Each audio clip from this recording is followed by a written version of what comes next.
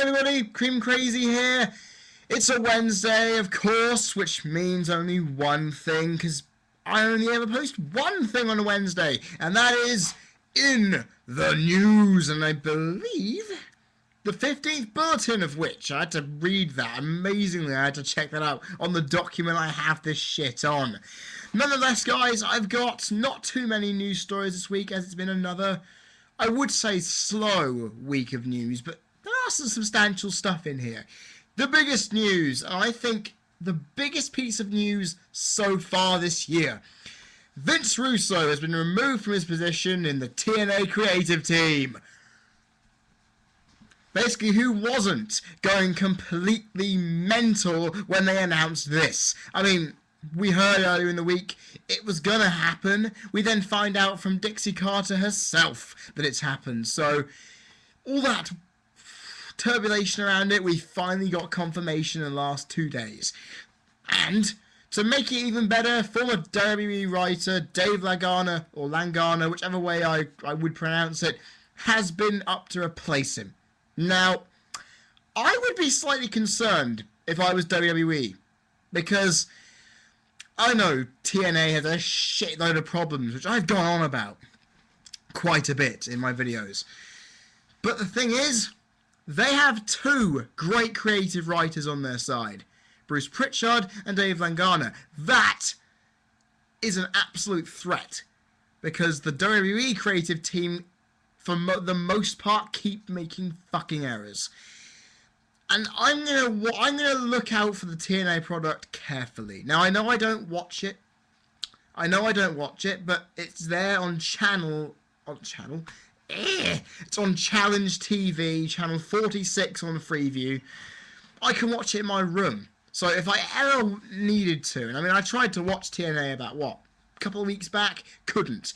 If it gets to a point where I actually can, I want to focus on seeing if TNA and their product really has changed when VInce Russo's gone. Because I want to see that. I just want to see if they can get over all their issues. But we have to wait and see. I don't want to let out a spoiler for this next story, so I'm just going to announce it without revealing said spoiler. As you may have known already, Randy Orton has been removed from the SmackDown Elimination Chamber match on Sunday due to nagging injuries, which apparently is a concussion and, in my honest opinion, his back problems. And he's been replaced by someone else on the SmackDown roster. Now, I know who that guy is. I don't need to explain who it is, because I'm not really going to watch SmackDown this week, because maybe sometime on Friday, or possibly even on Thursday, I'm going to be watching a film. So I would rather spend my night out watching a film than watching SmackDown, because, in all honesty now, the prediction for Sunday is now a lot clearer than ever. I'll explain that one on Saturday when I do the video. But I was absolutely spot on about this. I said countless times, why the fuck is Randy Orton wrestling when he should be healing up an injury? Okay? Oh my god. He should be healing at home. And I heard the other week from Christopher Nowinski, when the fact is that Orton was the main guy in the locker room who kept on going about taking time off to heal injuries. That contradicts it more bluntly than you could ever expect. And it makes me so angry that he can take time off for about, a month or two, and then come, actually fucking not even less than a month, about 3 weeks. You need to take time off for nagging injuries. Chris Benoit took time off in 2006 between... Was it 2006? Yes, it was 2006. Between May and October. That is a stretch off. Okay? Orton should have been at home, resting. I said this before, it's bollocks that he's now reaping the consequences for thinking his body can do a lot more. And shit, fuck! I just hit myself in the nuts. Oh, never mind.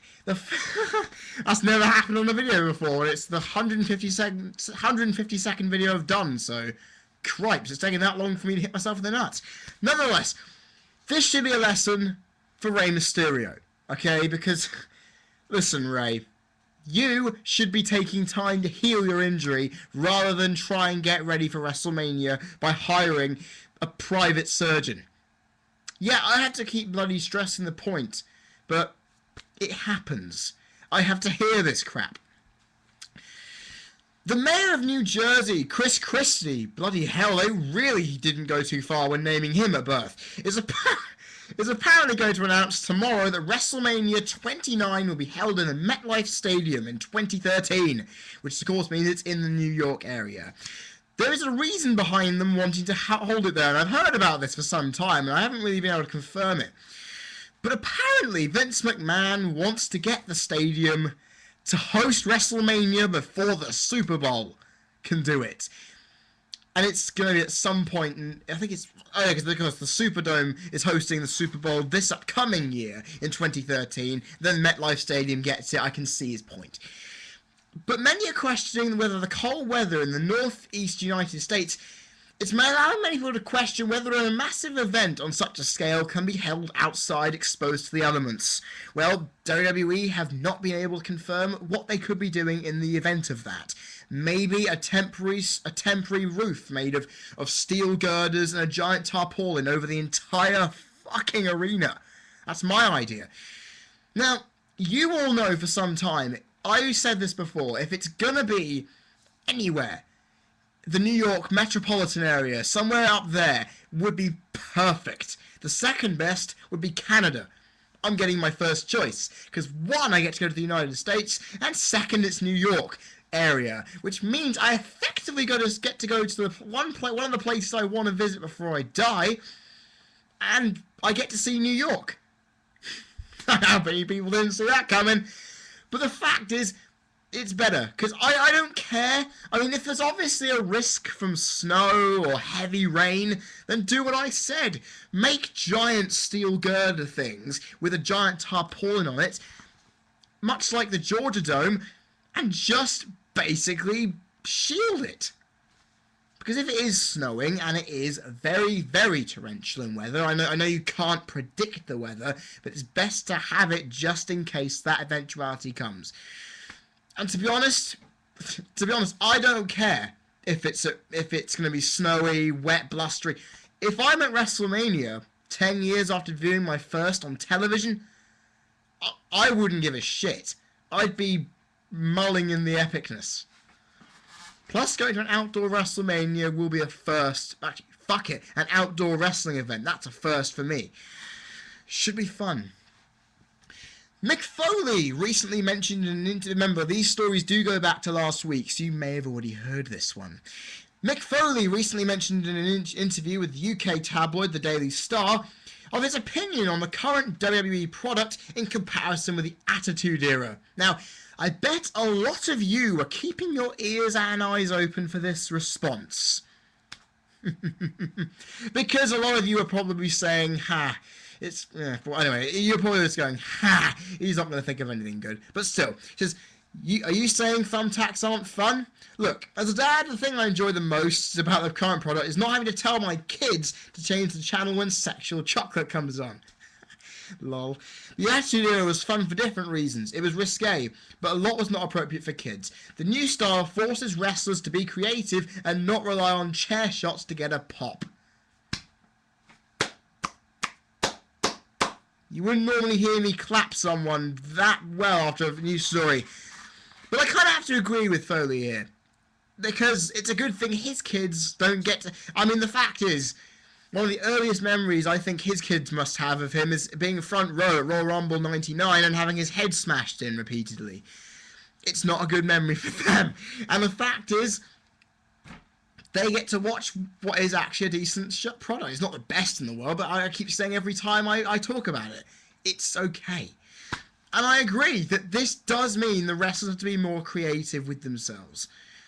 It is true. They have to be. Too bad the restrictive writing doesn't allow that to happen, and it's very disappointing.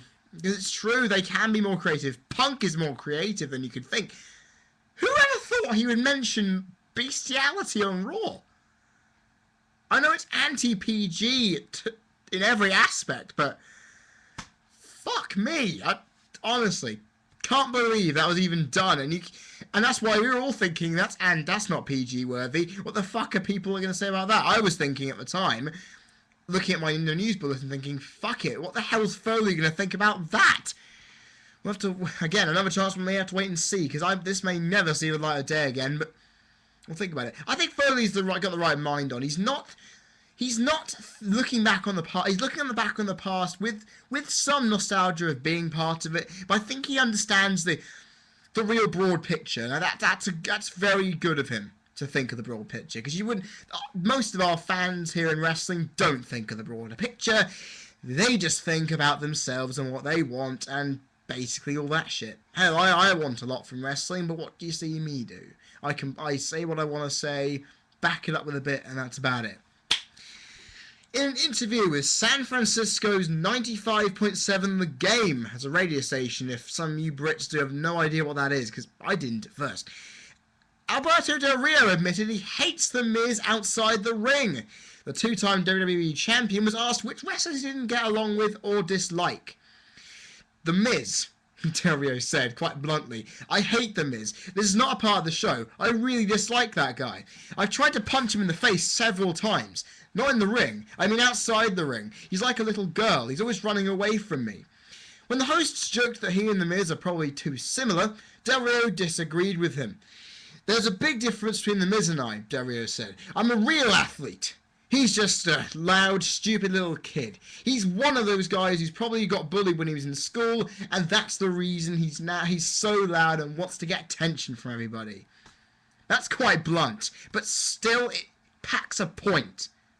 Because Miz is basically just a loud, stupid... well, I wouldn't say stupid, he's quite intelligent. I will basically say Miz is a loud fanboy living his dream. I won't put it any more than that.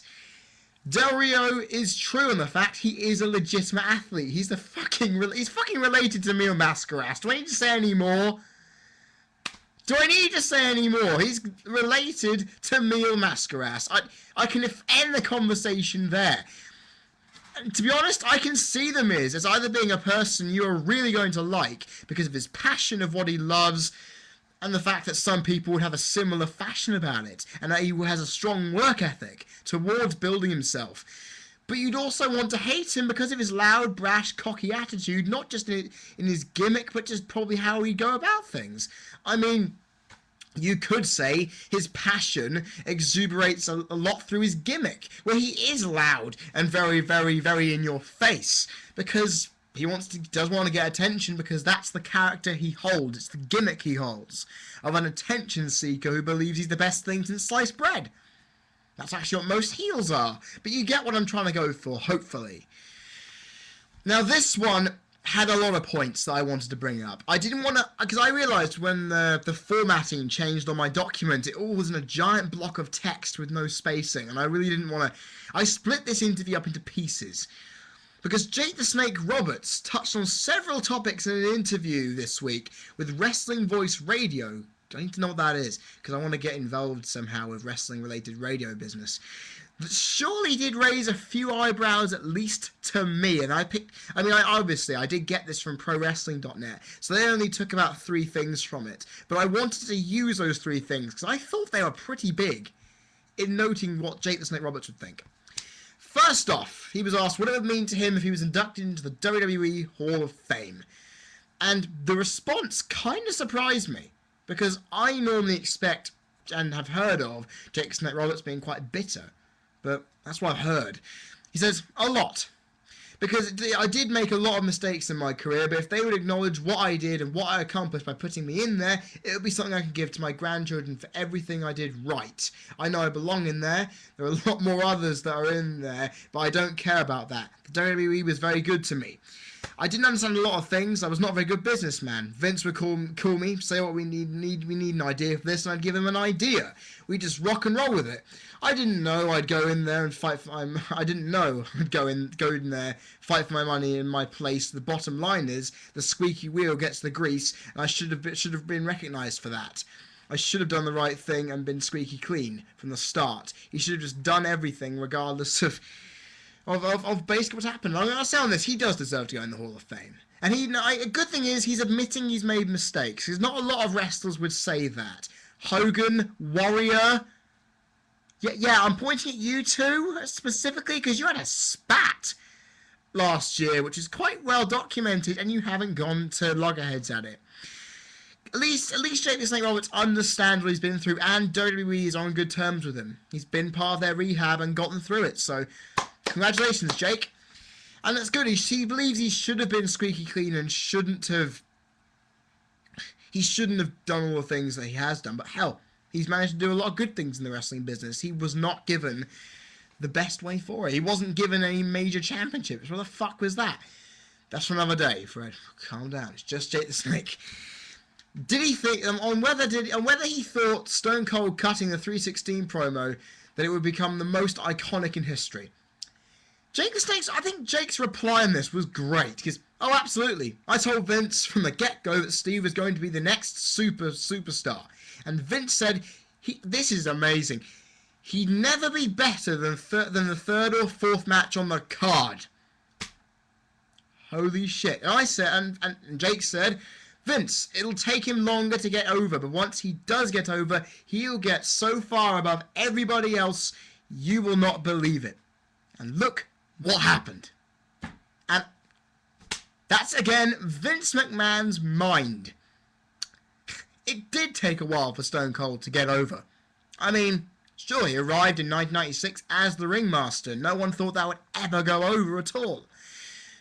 And the next thing, bam, he got the 316 out there and everyone started paying attention to this guy, thinking, what the fuck? And basically, I will say this. It took him ages to actually reach the point of superstardom, which like I said, I have said this before, but from 96 to from June 96 to May 98 to March 98, that's about nearly 2 years. So these things do take time. I think Vince may understand that his judgment isn't always right. Yeah, it makes me wonder why the hell Vince McMahon believes his judgment is always right now.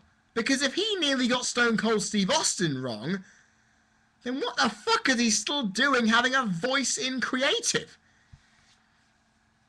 Because that doesn't make sense. I never knew that Vince McMahon never thought Austin would be that big. That is staggering. And I still cannot believe it.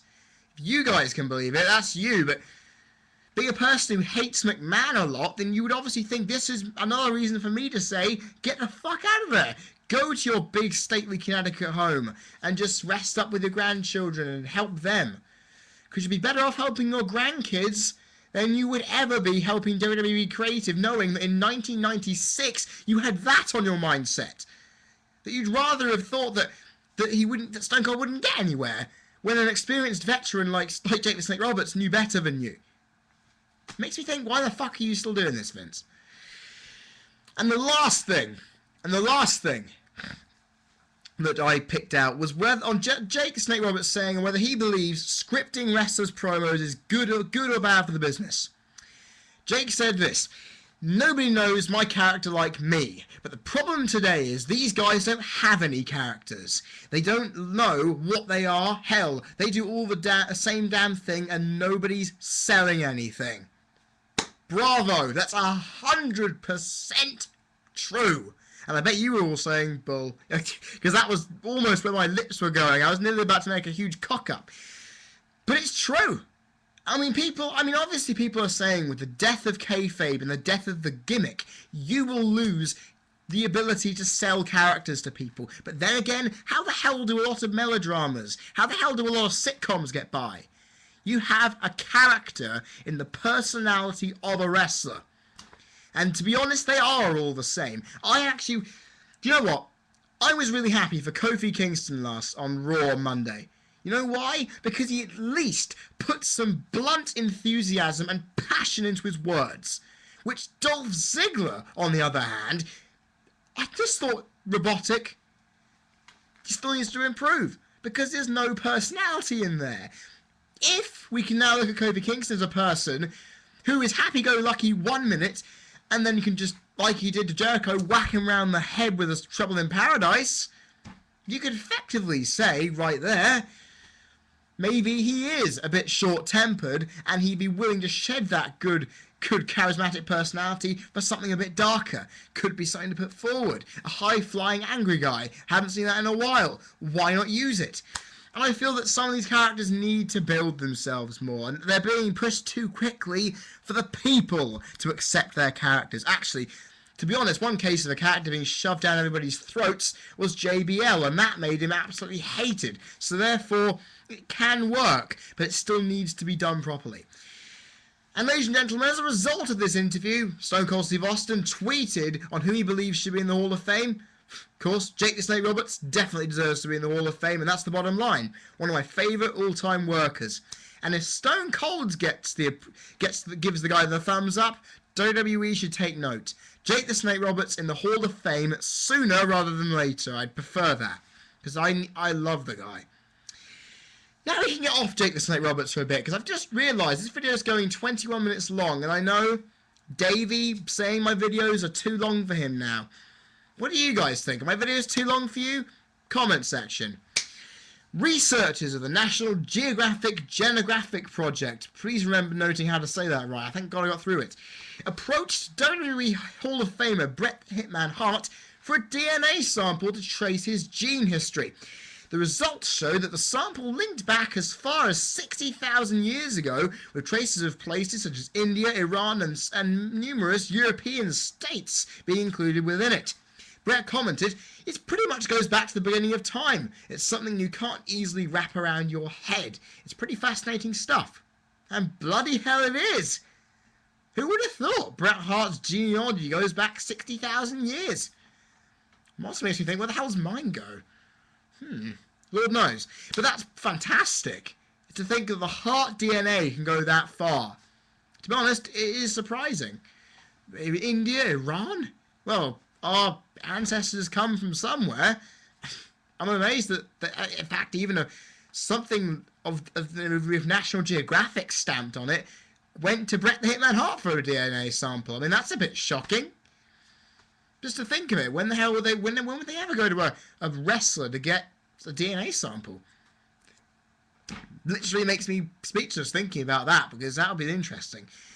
I'd actually love to see where Vince McMahon would turn up in a similar position. Maybe linked to royalty in inverted commas. I mean, that would be the most ridiculous thing you ever heard, but it could make some form of sense.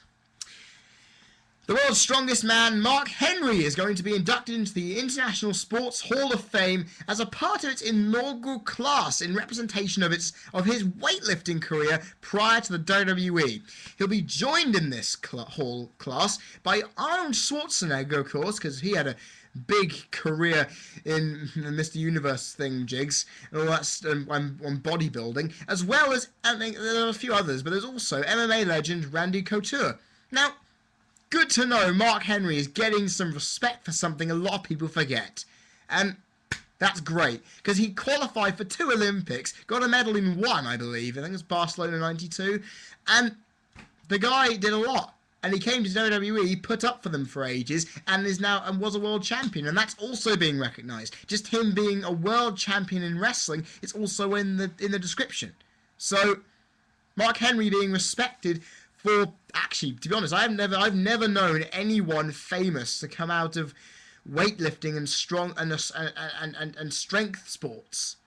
Because every time I look at one, every time I look at these World's Strongest Man programs that they have on Challenge every now and again, I always keep wondering, when the hell is Vince ever going to turn on these programs and see something he really likes? Because that's probably where he got Mark Henry from. But I say this, Mark Henry, well done. You bloody deserve it for all you managed to do, qualifying for so much of the Olympics and doing so much to, basically in a way, earn the title of the nickname you have. So, well done. to go alongside Arnold Schwarzenegger and Randy Couture is a great thing. You should be well happy with yourself. And finally in the news bulletin, we get to Seth Rollins, because we were really wondering what the man formerly known as Tyler Black is doing, because he was asked many times on the social networks what the current status of NXT was, because there's a lot of rumours going around he will be part of it soon. And he said, apparently twice, that NXT is no longer a season, because he was actually asked what would happen about it. It's no longer a season, but a brand. It's never ending. Now that made me think, why not get rid of superstars?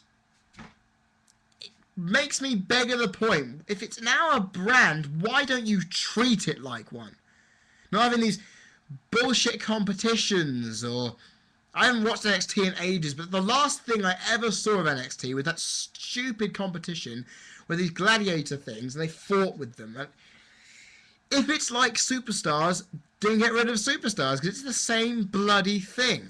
And also take the Redemption name off it, because it doesn't bloody need it. I mean, if it is turning into a brand full off, then I'm thinking it should have been done after the first fucking season. They should have...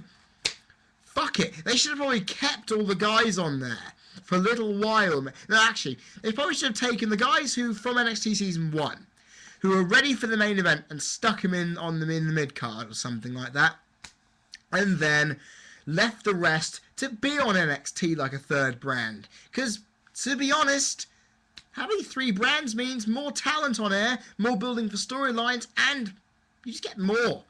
Because just having SmackDown and Raw and Superstars and NXT not contributing to anything makes the product seem very shallow.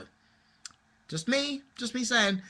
But, you know, I could go on for day about this, because NXT, I was going to make a video about why NXT failed, but I really don't need to do that now, because if it's turning into a season, from a season to a brand, I don't really need to worry about why it's failed, because now it's doing the job it probably should have done from the beginning, being a feeder series from FCW to NXT to Raw and SmackDown, much like you went from OVW to Heat or Velocity, then Raw SmackDown.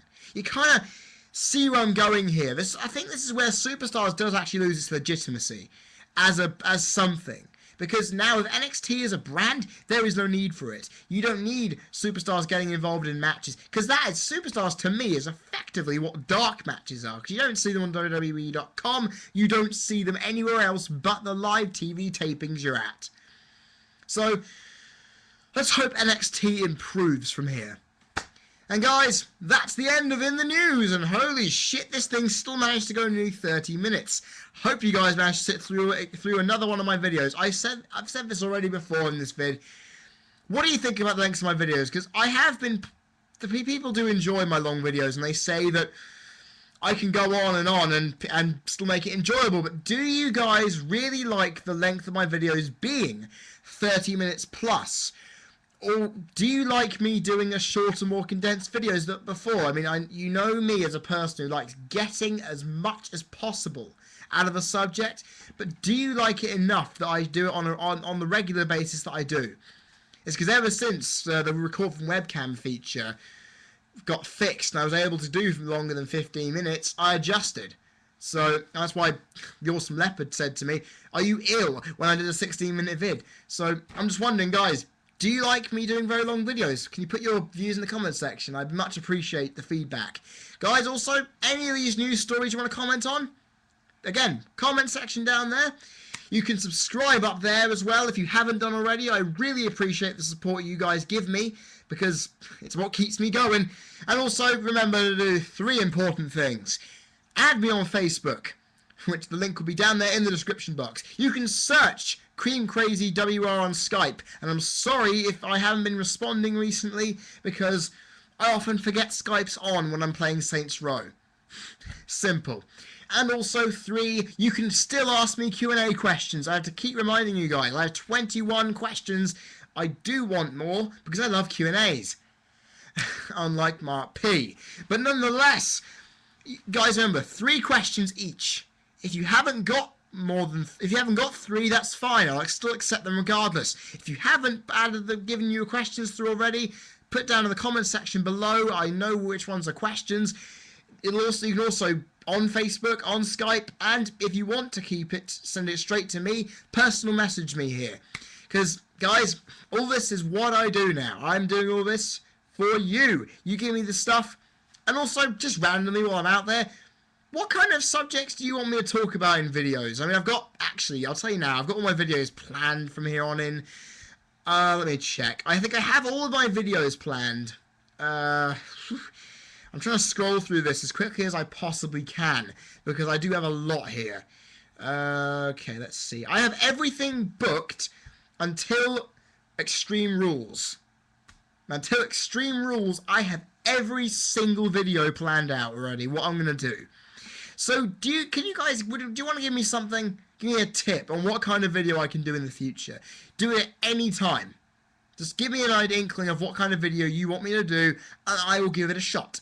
If it's something I've already done and I don't like doing, then I won't try it. But Lord knows, if there's a topic you want me to do, I'll do a small little reaction or reply to this now video at any point during my week. I'll do whatever's possible. You guys are effectively what makes me do this. So, because I love doing it, and the fact that you guys watch is enough for me to keep going. So please, anything that you want from me and my video content, put it down there. I will see what I can do by commenting back to you and replying. Guys, I've been Cream Crazy. You've been people watching. This has been the 15th in the news bulletin, which is now just gone over 31 minutes, and I will see you on Saturday for my